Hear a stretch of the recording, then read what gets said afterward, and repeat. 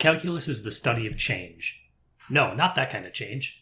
This kind of change. You probably experience calculus more often than you realize. For example, when you're driving, your speedometer tells you your speed.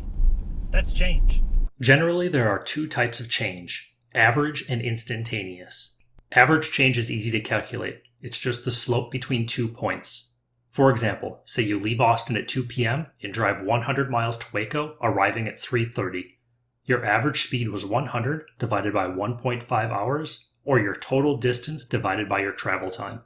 While average velocity is great, it's not what gets you pulled over. No, you don't understand. My average speed was much lower. You want me out of this car? You get pulled over for your instantaneous velocity. This is given by a line that touches the curve at one point. But you'll only have a single point on this line, so how do you find the slope? Well, you kinda have to cheat by finding a new point close to your original point. This is exactly how a cop's radar works. It sends multiple pulses and calculates how long it takes for each pulse to return.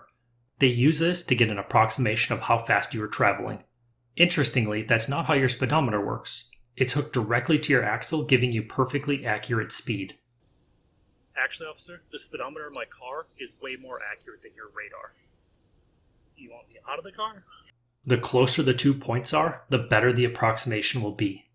A cop's radar sends out 10 billion pulses every second, giving them a fairly accurate estimation of your speed. In terms of math and equations, let's look at x squared and find an approximation of the slope at x equals 2. We'll test several values of h, perhaps we'll see a pattern. If h is 1, then our new point will be 3. Find the slope between the 2 points on the curve between x equals 2 and x equals 3. That'll be 3 squared minus 2 squared over 3 minus 2, so the slope is 5. If h is 0.1, the slope is 4.1. If h is 0.01, the slope is 4.01. And if h is 0.001, the slope is 4.001. And I think I see a pattern.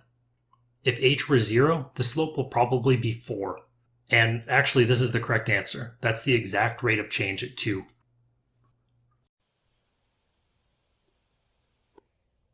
You're probably wondering why we didn't just plug in h equals 0 to begin with. Well, when we started, we had f of x plus h minus f of x all over h. If we had plugged in h equals 0, we would have ended up with 0 over 0. And 0 over 0, we don't know. It could be anything. So that's why we have to start with saying incremental values of h.